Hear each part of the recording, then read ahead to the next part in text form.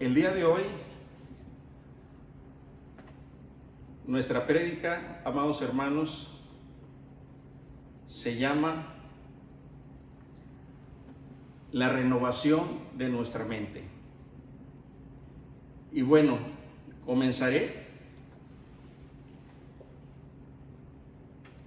la prédica del día de hoy, hermanos,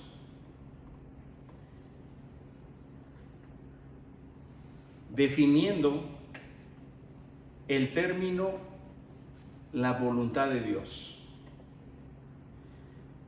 El significado del término la voluntad de Dios. Esta frase tan nombrada, tan pronunciada en el mundo por los cristianos. En nuestro versículo del día de hoy, amados hermanos, que es Romanos 12, versículo 2, dice este versículo que tenemos que verificar cuál es la voluntad de Dios. Termina este versículo refiriéndose a nosotros verificar la voluntad de Dios en nuestra vida, desde luego. Este término de la voluntad de Dios es una frase muy común y creo que en algunas ocasiones, y por no decir en muchas ocasiones, lo utilizamos. Puede ser que no sepamos cuando lo utilizamos de qué estamos hablando en realidad. Pero lo que sí es cierto es que la usamos mucho esta frase. Hermanos, si es así, si es nuestro caso que utilizamos comúnmente esta frase, sin saber el significado real de lo que representa esta frase, la voluntad de Dios, espiritualmente no es muy conveniente delante de Dios, si es que no conocemos su significado y la estamos usando constantemente. ¿Por qué? Pues porque nos vamos a acostumbrar a utilizar un lenguaje religioso, sin saber a ciencia cierta a qué nos estamos refiriendo con el término la voluntad de Dios. Es decir, no sabremos la voluntad de Dios, estaremos utilizando esa frase constantemente, y entonces eso nos hará caer en un lenguaje religioso. ¿Cuántas personas, por ejemplo, escuchamos que utilizan frecuentemente esta frase para justificar sus actos o justificar alguna decisión, alguna acción, alguna determinación? Ya sea por algo que realizaron o bien por algo que no pudieron llevar a cabo. Pero en ningún momento en realidad fue la voluntad de Dios, sino la voluntad propia de la persona. Por ejemplo, decir, la voluntad de Dios es que yo me quede soltero. O la voluntad de Dios es que no tengo un buen trabajo. Porque o no conseguimos casarnos o no conseguimos un buen trabajo. o la voluntad de Dios fue que me comprara esta casa, esta bonita casa, para justificar una acción personal. Esa es la religiosidad, hermanos, de la que estoy hablando, en la cual fácilmente, si no conocemos bien la frase, el término, la voluntad de Dios, fácilmente podremos caer en esta religiosidad. Caeremos en esta religiosidad porque estaremos haciendo nuestra voluntad, ya sea premeditadamente, o sea, como una justificación, o bien incluso porque realmente pensamos o creemos que es la voluntad de Dios, cuando en realidad no es la voluntad de Dios, es la voluntad nuestra o es la voluntad de otras personas. Que a final de cuentas la voluntad de otras personas es la voluntad nuestra, por cuanto hemos consentido. Estaremos, hermanos, actuando por obras y no por fe. El término la voluntad de Dios tiene al menos 3 significados bíblicos. El primero es la soberanía de la voluntad de Dios. La voluntad de Dios, hermanos, es soberana porque siempre se cumple, no falla, es infalible la voluntad de Dios. La segunda característica, según la Biblia, la voluntad de Dios está revelada en la Biblia. No es que necesitamos una inspiración divina o que el Señor baje y nos hable directamente y nos diga cuál es su voluntad. Una característica de la voluntad de Dios es que ya fue inspirada a través del Antiguo Testamento, en la ley de Moisés, y fue inspirada en el Nuevo Testamento por las enseñanzas de Jesucristo.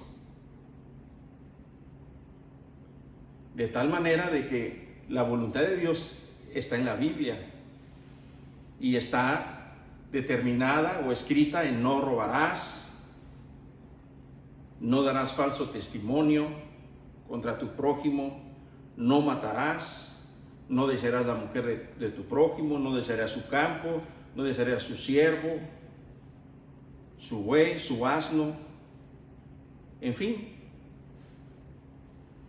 Hermanos, la voluntad de Dios en la Biblia está escrita, como les digo, en el Antiguo y en el Nuevo Testamento. Y aunque está escrita, mayormente no la cumplimos. La tercera característica, hermanos, de la voluntad de Dios es que es el camino de la sabiduría y de la misericordia espontánea. La sabiduría, cuando con nuestras mentes renovadas aplicamos conscientemente la palabra de Dios a las circunstancias complejas o difíciles en las cuales nos vemos inmersos. Aparte de la sabiduría, la voluntad de Dios es también la misericordia espontánea, que es cuando, como vivimos la mayoría de nosotros, la mayor parte de nuestras vidas, sin reflexionar conscientemente acerca de las cosas que decimos o que hacemos todos los días. Lo que sí es seguro, hermanos, es que la voluntad de Dios, según el apóstol Pablo dice en Romanos 12:2, es buena, agradable y perfecta para nuestras vidas.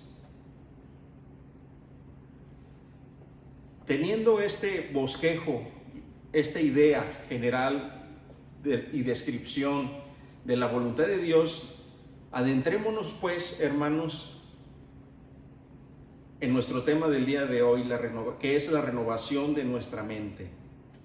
Y para ello, ahora sí vayamos a Romanos 12, versículo 2. Y dice el apóstol Pablo: no se amolden al mundo actual, sino sean transformados mediante la renovación de su mente. Para aquellos que apuntan o simplemente toman nota, me gustaría que tengan, a partir de este momento hasta el término de la prédica de hoy, tengan en cuenta esta frase que es relevante: la renovación de su mente. Pablo dice que no nos adaptemos a las cosas del mundo, sino que seamos transformados, dice, mediante la renovación de su mente. Continúa: así podrán comprobar cuál es la voluntad de Dios, que es buena, agradable y perfecta. Como cristianos y discípulos de Cristo, hermanos, somos completamente inútiles, somos completamente inservibles si todo lo que hacemos es adaptarnos al mundo que nos rodea. Somos siervos inútiles, no servimos si nos adaptamos al mundo. Hacemos nuestra voluntad o la de los demás. No servimos así al Señor, porque no estamos haciendo la voluntad de Dios. La clave, nos dice Pablo, para no desperdiciar nuestras vidas con esta clase de apegos que tiene el mundo, asociados al éxito, me refiero económico, profesional, o a la prosperidad económica que el mundo ofrece, dice Pablo que la clave para no caer en esto es ser transformados. Esa es la clave. Como sabemos, hermanos, venimos al mundo con el pecado intrínseco en nosotros. Nuestra naturaleza humana es una naturaleza caída por causa del pecado de Adán y Eva.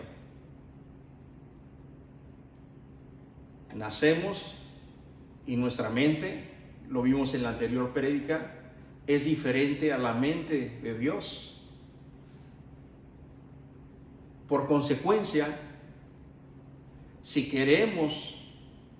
deseamos en nuestro corazón apartarnos, santificarnos para Dios y apartarnos de las conductas del mundo, Pablo dice que tenemos que ser transformados. El apóstol Pablo dice: no os adaptéis a este mundo, sino transformaos. Esto es lo que dice Pablo. Hermanos, la palabra transformación viene o tiene su origen en una palabra griega que en español significa metamorfosis. La palabra griega es metamorpoe.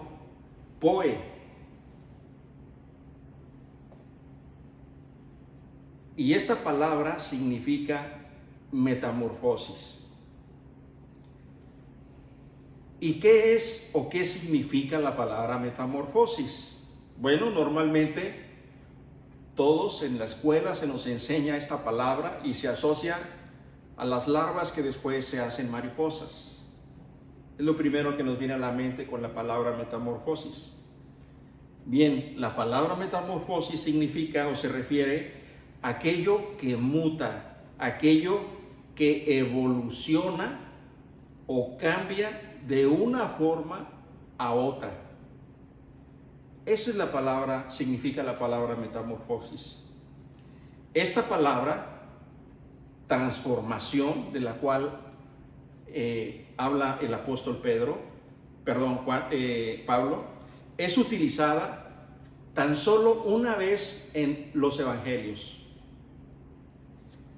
Y solamente se menciona en el evangelio cuando se refiere a Jesús en el monte de la transfiguración, es decir, en el monte de la transformación,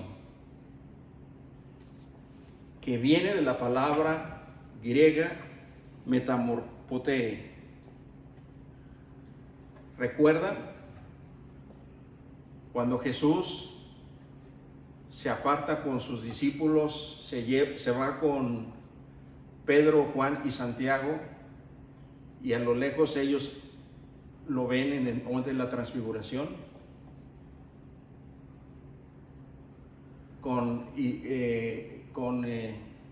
Moisés, Abraham e Isaías? Escuchen, Mateo 17:2. Y se transfiguró delante de ellos. Pedro, Juan y Santiago observaron cómo Jesús se transfiguró. Se transfiguró delante de ellos y su rostro resplandeció como el sol y sus vestiduras se volvieron blancas como la luz. Mateo 17:2 y también está en Marcos 2. Hermanos, la transformación no es solamente externa. Esta transformación de la cual nos habla la Biblia es una transformación general del ser humano, de la persona. No es solamente externa por la siguiente razón. Es importante, hermanos, dejar claro que la inconformidad con el mundo, escucha bien, el decir que no nos adaptamos al mundo no significa dejar de hacer o realizar las conductas del mundo o de la carne solamente.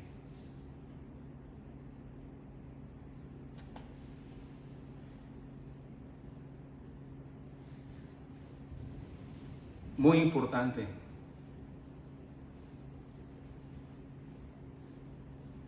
Si nosotros decimos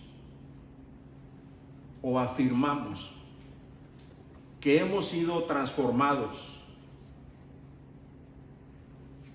porque ya no practicamos un pecado, por ejemplo, pornografía, no practicamos la pornografía, pero solamente evitamos verla. Y en la mayoría de los casos lo conseguimos, evitamos verla.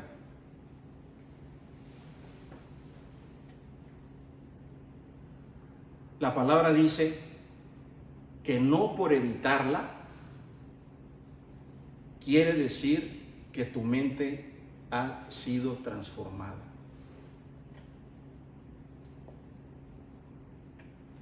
Porque entonces estamos actuando, hermanos, religiosamente. Estamos haciendo buenas obras.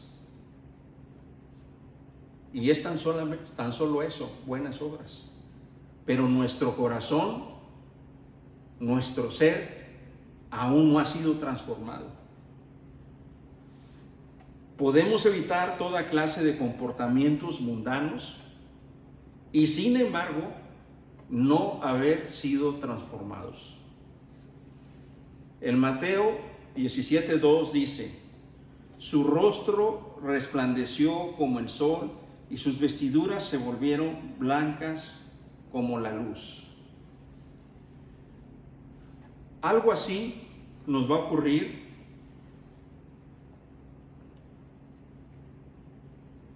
tanto espiritual como moralmente. Mentalmente primero por dentro, o sea, la transformación viene primero por dentro y después, más adelante, en la resurrección, ocurre externamente. Así habla Jesús de nosotros en la resurrección, en Mateo 13:43. Entonces los justos resplandecerán como el sol en el reino de su Padre. La transformación, hermanos, no significa cambiar la lista de acciones de la carne. No significa cambiar las acciones o las obras de la carne por la lista de las acciones de la ley. Es decir, no significa fornicar y dejar de fornicar.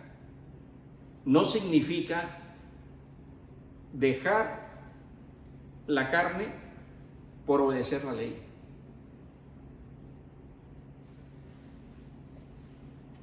Cristo vino a liberarnos de la ley. Cuando Pablo reemplaza la lista, las obras de la carne, no las cambia por las obras de la ley, sino por el fruto del Espíritu Santo. Ahí es, hermanos, donde está la transformación real de nuestra mente. Solamente con el poder del Espíritu Santo que está en nosotros, que nos es dado por cuanto hemos sido aceptados como hijos de Dios por creer en su Hijo Jesucristo, es que el Espíritu Santo se manifieste en nosotros con poder y como resultado de su obra, como fruto de su obra, es que viene esta transformación. Está en Gálatas 5, 19, 22, los frutos del Espíritu Santo. La alternativa cristiana ante la conducta inmoral no es crear una nueva lista de comportamientos, porque estos ya están definidos en la Biblia. La alternativa cristiana para la inmoralidad es el poder triunfante y la transformación del Espíritu Santo, hermanos, mediante la fe en Jesucristo, nuestro Señor, nuestro Salvador, nuestro Dios.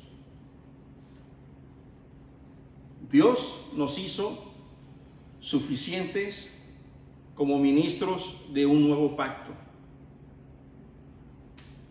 No de la letra, sino del Espíritu. Porque la letra mata, pero el Espíritu da vida. 2 Corintios 3:6. De modo que la transformación es un profundo cambio interno pagado por la sangre de Cristo y llevado a cabo por el Espíritu Santo. Cierro con esto, termino con esto, hermanos.